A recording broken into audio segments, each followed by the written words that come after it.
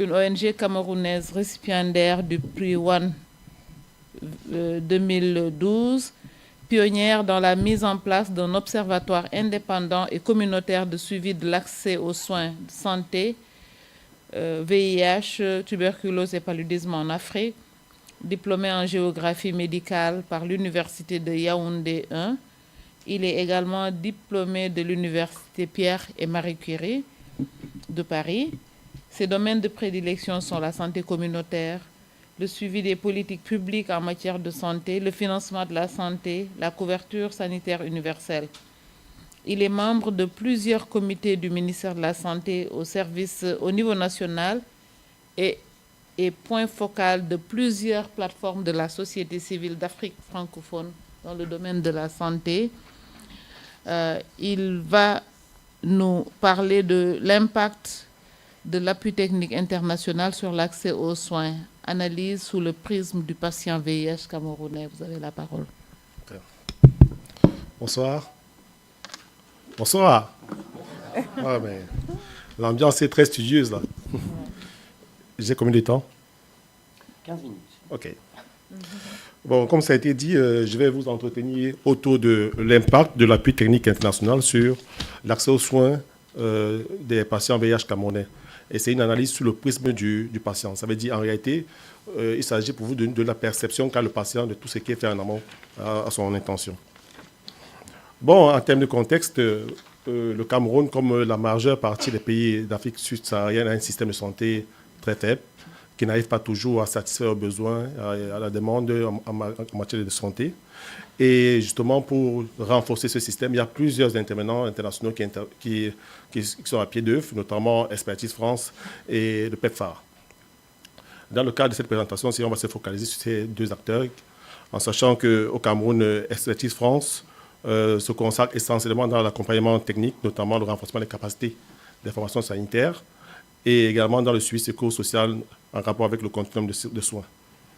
PEPFAR, quant à lui, se consacre à la prévention du VIH de la population en général, à la PTME, à la sécurité transfusionnelle, au dépistage et au conseil dans la prise en charge du VIH, à l'information stratégique, notamment le système d'information sanitaire, au renforcement des laboratoires et du système d'approvisionnement et de gestion des stocks.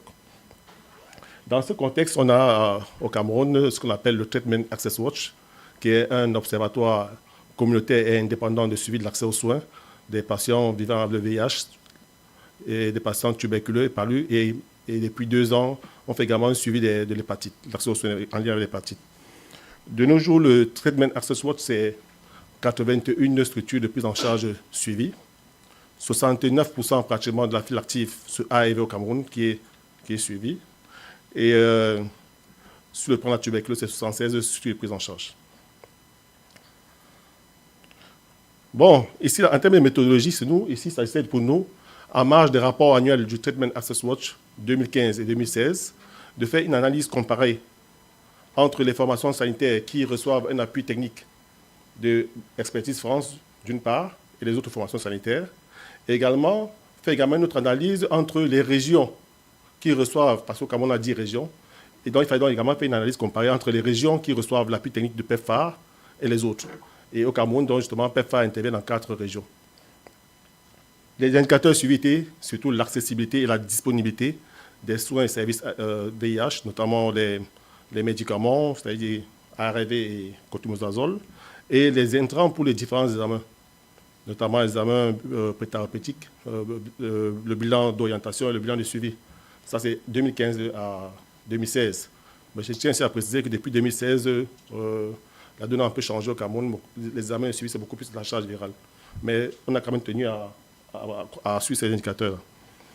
Au total, on a 127 structures de prise en charge de VIH qui sont appuyées par Expertise France au Cameroun. Et ces 127 structures-là représentent 95% de la file active sous traitement au Cameroun. Et parmi ces structures-là, le Treatment Access Watch suit 76. Et les 76 structures suivies représentent 66% de la file active du pays. Et à côté de cela, le PEPFAR, comme je l'ai dit précédemment, intervient dans 4 régions au Cameroun et auprès de 101 structures de prise en charge. qui représente à elle seule près de 71% de la file active nationale. Et parmi ces 101 structures appuyées par le PEPFAR, il y a 33 qui sont suivies par le TAO, et pour une file active de pratiquement 58%. Quels sont les résultats? On remarque que, pour ce qui est du PEPFAR, que les régions dans lesquelles le PEPFAR, les 4 régions dans lesquelles le PEPFAR intervient, connaissent moins de ruptures d'intrants et de médicaments que les autres régions. Cela est un peu normal parce que le PEPFAR, justement, se focalise beaucoup plus sur la chaîne d'approvisionnement. Donc, c'est normal qu'en termes de rupture, que ces régions connaissent moins de ruptures que les autres. D'une manière générale, le taux de rupture des ARV dans ces régions est 2 fois moins élevé que dans les autres régions. Mais cependant, si les services sont disponibles, on se rend compte que la pratique des surcoûts est généralisée dans ces régions. Ça veut dire que les services sont disponibles, mais ils ne sont pas accessibles parce que les coûts ne sont pas respectés. Parce que le cadre réglementaire au Cameroun est assez clair. Pour chaque prestation, il y a un coût. Et curieusement, dans les régions qui sont appuyées par PEPFAR, justement, les services sont disponibles, mais les coûts ne sont pas respectés. Pour ce qui est d'Expertise France, on va dire que d'une manière générale, les structures sanitaires qui reçoivent le soutien et l'appui technique d'Expertise France connaissent plus de ruptures d'intrants que les autres formations sanitaires. Et elles ont connu des ruptures, elles ont connu plus de ruptures en termes de traitement, de tests de dépistage et des autres services.